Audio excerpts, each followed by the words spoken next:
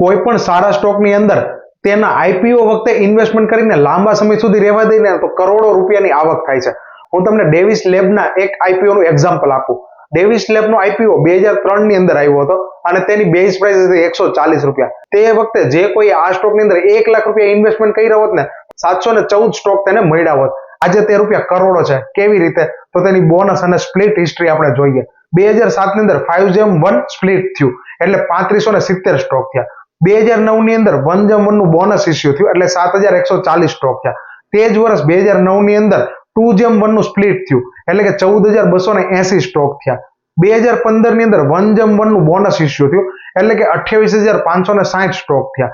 અને તે જ વર્ષ 2015 ની અંદર 2/1 નું સ્પ્લિટ થયું એટલે કે ટોટલ 57120 સ્ટોક થયા. આજે તે ડેવિસ લેબના સ્ટોકની કિંમત 620 રૂપિયા છે. એટલે કે તમે 1 લાખ રૂપિયા ઇન્વેસ્ટમેન્ટ કર્યા હતા ને એના આજે 35.41 કરોડ રૂપિયા છે. એટલે કે આ સ્ટોકે 61% કમ્પાઉન્ડિંગ રિટર્ન આપ્યું છે.